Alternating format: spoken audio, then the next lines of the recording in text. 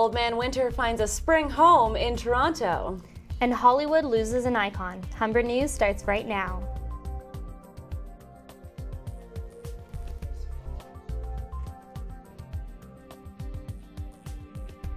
Hello, it's March 23rd, 2011. Welcome to Humber News, coming at you from the Broadcast Center here in the North Campus. I'm Meg Banks. Thanks for joining us. And I'm Kristen Sampiris. Ahead on our show, we'll have all your news, sports, and entertainment highlights, as well as your 5-day weather forecast. But first, Meg has our top story. Humber students had a slow commute to school this morning as the GTA was blanketed with up to 10 centimeters of snow. UAce Motella has this report on the morning's drive and what it might take to have a better drive home. Just when many Torontonians thought Old Man Winter was gone, blowing snow and strong winds ripped through the GTA today, only 3 days after the start of spring. Up to 10 centimeters of snow is expected to fall across the region.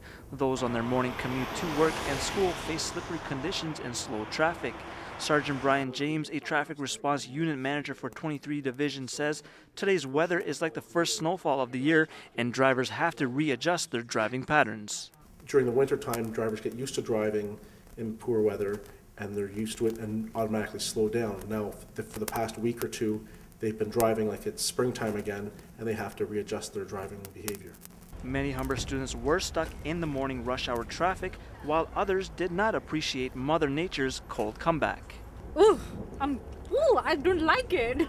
I had to basically wait like half an hour on the bus station because the buses were late. There was a lot of snow, and as a matter of fact, I can't believe it's actually snowing in like almost at the end of March.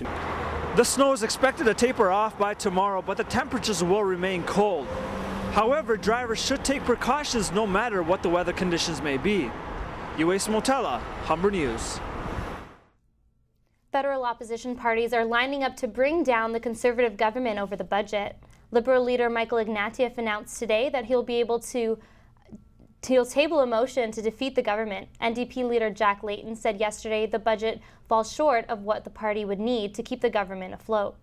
That means Canadians will probably know by Friday, but the Prime Minister Stephen Harper stood behind his budget this morning, accusing the opposition of not giving it a fair chance. Student groups across the country are criticizing the Conservative government's budget proposals for post-secondary education. Emily English has this report. For Humber students, one budget issue is particularly important: post-secondary education. I guess in a selfish way, I don't really care what the country needs. It's what I need. I need to save every dollar I can. The Canadian Federation of Students says without a national strategy for higher education, tuition fees and student debt will continue to rise, threatening to bankrupt a generation. Here's what the Conservative budget promises for students. $34 million for Canada's student loans and grants, $60 million over 3 years to increase enrollment in digital media disciplines, $10 million in tax relief for Canadians studying abroad, and $37 million for federal research grants. This politics professor says education is an issue on his students' minds as well. And I'm sure students are concerned about things like education and healthcare. Those tend to be issues that I find they talk most about. And an important issue it is, as student debt load hit an all-time high in September, surpassing $15 billion owed by students to the federal government. Emily English, Humber News.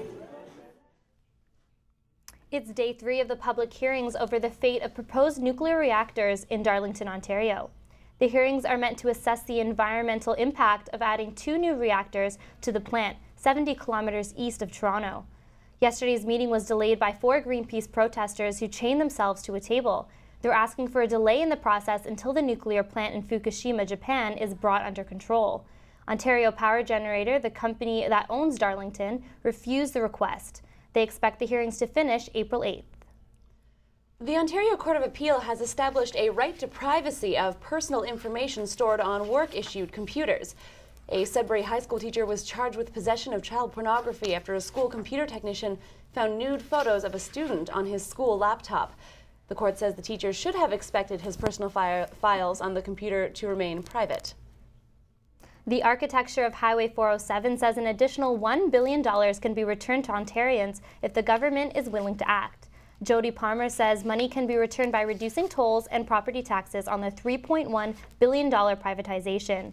Premier Dalton McGuinty is not convinced the money can be recovered, but says he is all ears. Parmer has spent the year trying to pitch the plan. Toronto Councillor Giorgio Mammoliti has relit his proposal for a red light district in Toronto and is proposing Toronto Island as its location. Mammoliti says unregulated prostitution is already happening across the city, and Toronto could be making hundreds of millions in sin taxes. The proposal comes after Ontario Superior Court ruled against the province's prostitution laws last fall. When we come back, we'll have more news from around the country and the world. Miranda Anthosol will have the sports news, and we'll have your weather forecast with Kayla Card-Forbes. It looks like spring has sprung winter on us, but is the unseasonal weather here to stay? We'll find out when we take a look at your 5-day weather forecast after the break.